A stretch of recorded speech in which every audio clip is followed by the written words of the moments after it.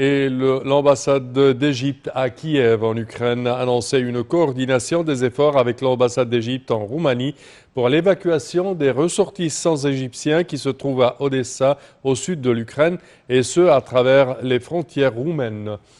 L'ambassade d'Égypte à Kiev a affirmé qu'elle suivait 24 heures sur 24 la situation des ressortissants égyptiens en Ukraine, tout en appelant ces derniers à ne pas retirer les informations de n'importe quelle source ou page et de les suivre sur le site officiel, sur Facebook et de l'ambassade d'Égypte.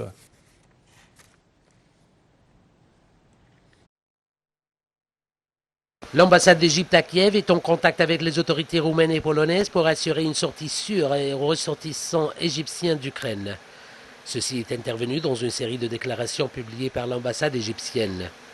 L'ambassade a appelé les citoyens égyptiens qui se trouvent à Kharkiv et dans les villes de l'est de l'Ukraine à rester chez eux ou à se mettre à l'abri, car une voie sûre pour leur sortie est négociée.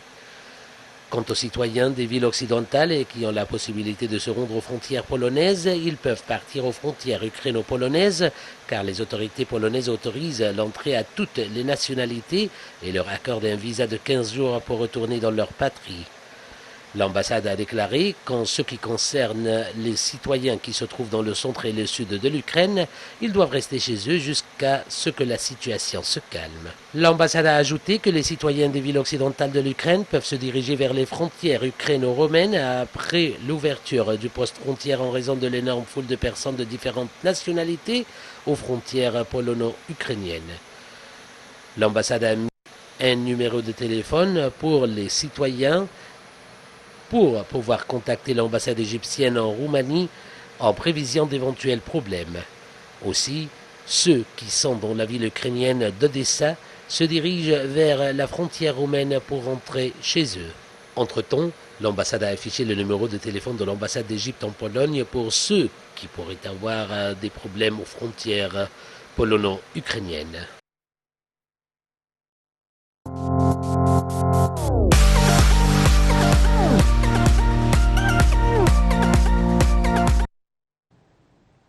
Et la BCE, la Banque centrale d'Égypte, réunion sur les répercussions. Le Premier ministre Dr Moustapha Madbouli s'est entretenu jeudi avec le gouverneur de la Banque centrale d'Égypte, la BCE, Tariq Amer, et les vice-gouverneurs de la BCE, Gamal Negm et Ramia Abounaga. Au cours des entretiens, Dr Madbouli a suivi la situation à la lumière des derniers développements sur la scène mondiale et de la crise russo-ukrainienne. Il s'est assuré de la disponibilité des finances nécessaires pour l'achat de matières premières stratégiques, notamment les produits pétroliers et les denrées alimentaires. Le Premier ministre a salué la coordination continue entre le gouvernement et la Banque centrale d'Égypte, ce qui a contribué à surmonter les crises et les défis précédents, et a remercié les responsables de la BCE pour leur coopération afin de réaliser les plans de développement du pays.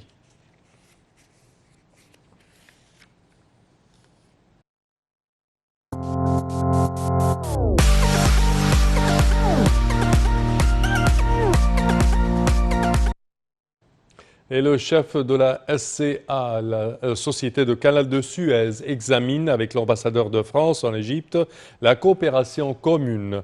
Le chef de l'autorité du Canal de Suez, Oussama Rabia, a examiné ce vendredi avec l'ambassadeur de la France en Égypte, Marc Baretti, et la délégation de haut niveau qui l'accompagne, les moyens de coopération commune.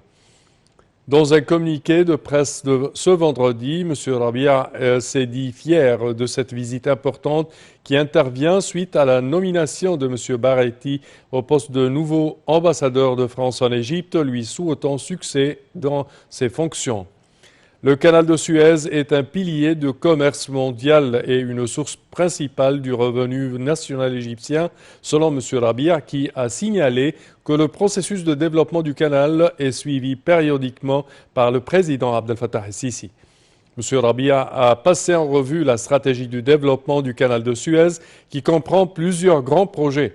De son côté, l'ambassadeur de France en Égypte a exprimé son appréciation pour le rôle efficace que joue le canal de Suez afin de servir le commerce mondial, notant que son pays tient à suivre les projets de développement dans la zone du canal de Suez.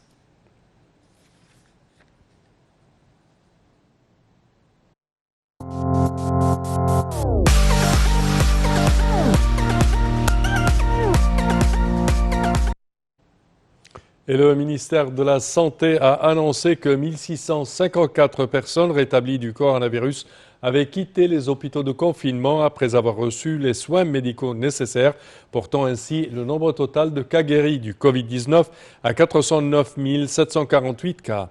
Le ministère de la Santé a toutefois déclaré avoir détecté 1811 nouvelles infections au coronavirus et 30 décès. L'Égypte a recensé jusqu'à présent un total de 478 984 cas de contamination, dont 23 950 cas décédés.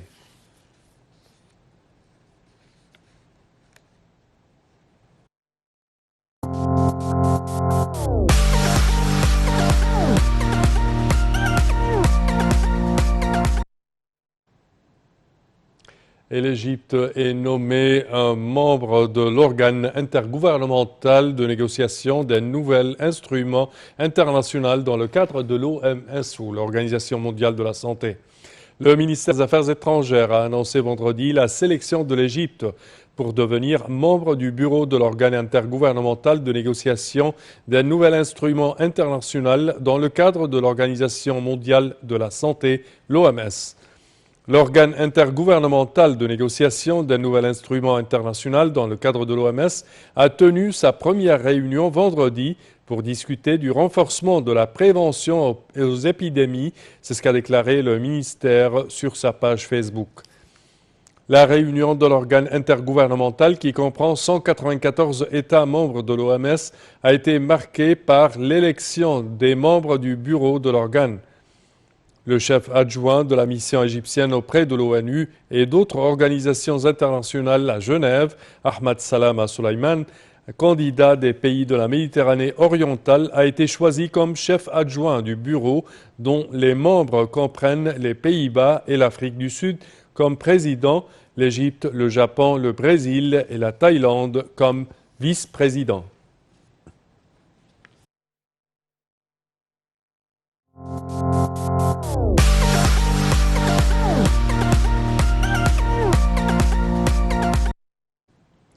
Et selon Africa Health, 54 milliards de livres égyptiennes investis dans la santé en l'an 2021. La Commission égyptienne pour l'achat, l'approvisionnement et la technologie a organisé sa première conférence de presse pour le lancement de l'exposition et la première conférence médicale africaine sous la direction du président Abdel Fattah el-Sisi.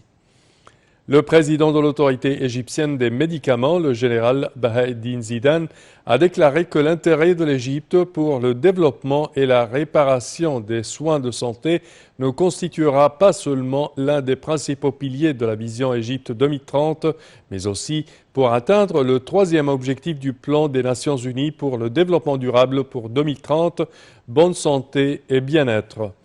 Zidane a souligné que la vision du gouvernement égyptien s'inscrit dans le contexte de l'agenda de l'Union africaine, qui a souligné que les soins de santé sont une partie des priorités des intérêts des dirigeants africains.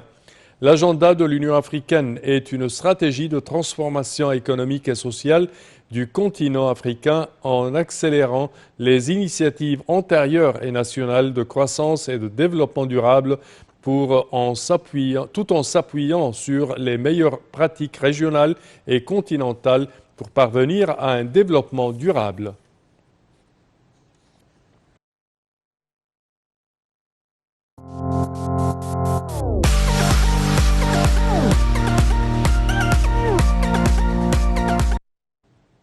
Égypte-Côte d'Ivoire, renforcer le libre-échange. La visite d'une délégation de l'Union des industries égyptiennes en Côte d'Ivoire a pour objectif de renforcer les échanges commerciaux et d'établir des projets d'investissement conjoints dans les différents domaines pour réaliser les intérêts communs des deux pays. C'est ce qu'a affirmé Cherif Gabali, président du comité de la coopération africaine de l'Union. Le président de la Chambre de commerce et d'industrie de la Côte d'Ivoire avait reçu une délégation de l'Union des industries égyptiennes présidée par Al-Gabali. Les discussions portaient sur les moyens de renforcer la coopération entre la Chambre du commerce et d'industrie ivoirienne et l'Union des industries égyptiennes et les opportunités d'augmenter les échanges commerciaux et les investissements entre l'Égypte et la Côte d'Ivoire.